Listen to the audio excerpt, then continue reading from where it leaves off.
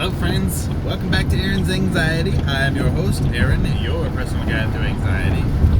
If you're enjoying the content and you enjoy these videos and you want me to keep doing them, hit the like button. Please subscribe. We'd love to have you in the Aaron's Anxiety family. A lot of tips and tricks. There's a lot of knowledgeable people here. So yeah, join the team. We always say we're all in the same boat, so grab an oar. So month 10 into Lexapro. How I feel, what's going on. I do these so that you can compare how you feel. It's not always going to be the same. However, we can get the gist of a lot of stuff. Turn these wipers off. So that being said, month 10, I feel good as I did in month 9. Everything feels great. Life is pretty much back to normal. It doesn't always mean that if someone is let me back this up a little bit. If somebody is feeling good at a certain month and you're not, that doesn't mean you won't get there. That just means that they had a different type of anxiety, or they had it for less amount of time, or their body is reacting to those chemicals differently than yours, and that's okay. We all have a little bit of different body chemistry that makes things last longer or shorter. It just depends. It also depends on how long you've had the anxiety, how bad the symptoms are, things like that. So a lot of people, everybody's going to say that their anxiety is the worst. That's just the thing.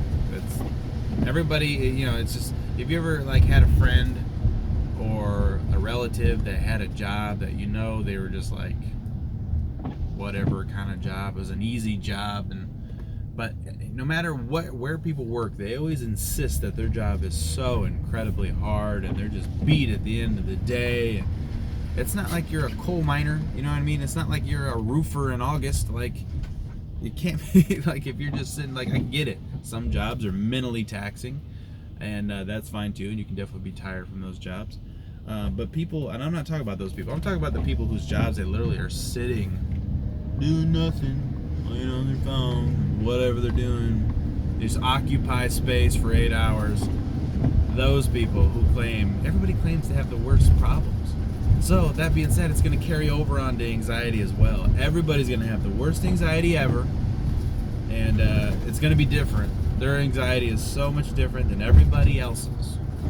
So that's the thing. So let me tell you something.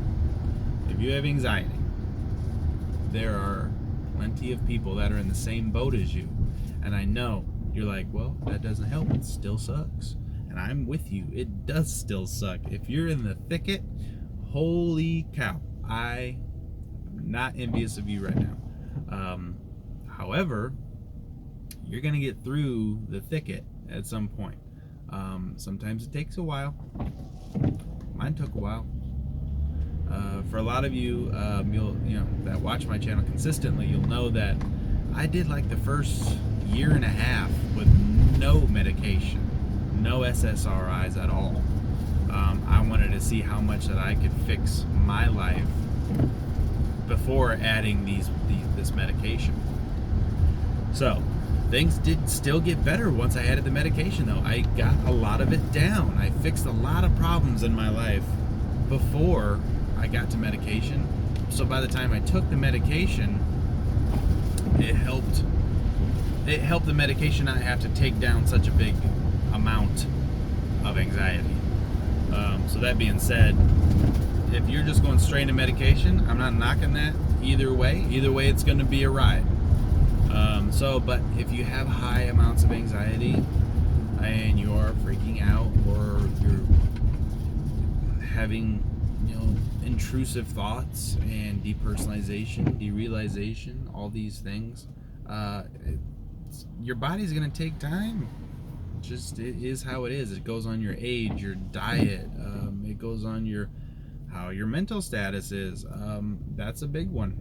It happens a lot for anxiety. People don't think that having a good positive attitude is worth anything, but when it comes to anxiety especially, it is a big proponent in making sure you get better faster. So sometimes I'll have commenters or subscribers that'll say, hey, you know what, I have this anxiety too, and It's really dragging me down, but I'm not gonna let it keep me down. I'm doing this, I'm doing this, I'm doing this, I'm doing this. I'm gonna checkmate this anxiety, and I'm gonna get it gone. Those people I'm not worried about. When those people comment, I'm just like, you know what? You will. You for sure will. Because you're not gonna rest until you get it done. And that's exactly how I was. I was not going to accept this fate for myself. I wasn't gonna have it. It wasn't gonna happen. I'm not gonna live the rest of my life like that. And I didn't. So, it's, you hear about people that have anxiety for, years and years and years. A lot of these people, not saying they're bad people by any means, but a lot of them, they don't know the path to go, or they don't know what's really wrong with them. They just know something's wrong. And a lot of times people will go belly up and they'll just kind of wallow in the bad. So it's not a good place to be. So that being said, give it time. If you're going through anxiety, it's going to be different for everybody. Times are going to be different for everybody. Just be patient. Patience is your best friend, and you will get through it. So my 10-month update is that I'm taking my Lexapro like I should be, which is a big thing for me because I'm a very busy guy, so I don't have a whole lot of, like on the weekends I always forget because the stuff's in my truck. So, but that being said, I'm taking it like I should be on the weekends, consistently, on time, all the time. And life is good. Life is still good. I'm just kind of moseying along. If I don't take my pill, my body will let me know that, hey, you didn't take a pill. There's like a little alarm that goes off in my body. Then I'll just feel a little bit anxious, just a little bit. Nothing crazy, nothing outwards, nothing extreme, no depersonalization.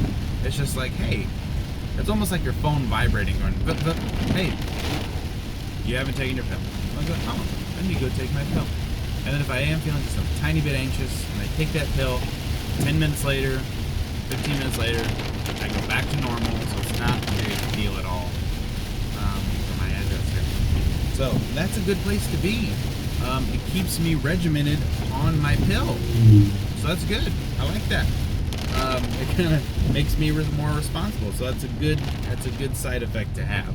As if that's it. If I just don't take my pill and I feel a little anxiety until I take my pill, that's fine with me. Like I said, I'm planning on being on this pill for some time. I'm not planning on being on it forever. I'm not a medication person. However, I do know that this is going to take a little bit of time for the pill and for me to cope with my new amounts of stress and anxiety and things like that. So this is what it is. Life is great right now. And for those of you who are going through the thicket and you're only fresh, people tell me all the time that they're X amount of weeks in, or they're X amount of months in. And, whenever I figure out, say however long they're in, it's always usually within the first few months. The first 3 months is average. Sometimes it takes longer than 3 months. Sometimes it takes less time than 3 months, but 3 months is average. If you're anything under 3 months, I don't have anything to say to you, because you still got to go through the same thing we all went through. You're not alone. We all had to do it, and it's not fun. If you're in that, the best tip that I could give you, if you're in that stage and you're trying to get those 3 months down, because it seems like a long time when you feel like you're in hell, go day to day.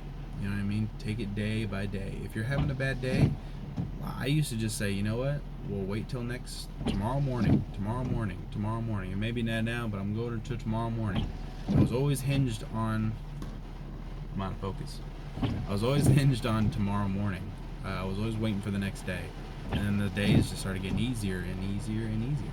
So, that being said, please be patient, and please do not get off of medication or switch up your dosage on your own if you haven't at least hit that 3 months. I always say to ask your doctor about your dosage. Don't do it by yourself. It's not like aspirin. It doesn't work the same as normal medication. It has its own field. Like if you were to start taking chemo right now for something, you're not going to know the dosage and how much to take You know what I mean? Oh, I feel I have something. I need more chemo. You know what I mean? You don't know the dosage, and this is the exact same thing. It's not like aspirin. It's not like Advil. It's very, and every time you switch your dosage, whether it's 10 milligrams to 5 or 5 to 10 or whatever, it's going to throw you for a loop, and it's going to make your time that much harder.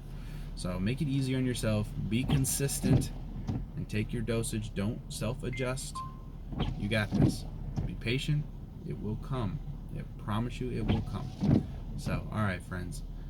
If you have any questions, leave them in the comments below. I love to talk to you guys. I love helping you guys out as best I can.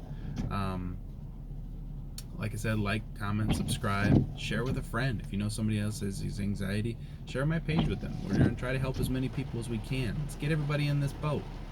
So, the more people we have in the boat, oaring away, the easier it is for all of us to go down the stream. So, all right, friends. Until next time, it ain't nothing but a thing, chicken wing. You got this. All right, I'm Aaron. You're awesome. I'll see you in the next video.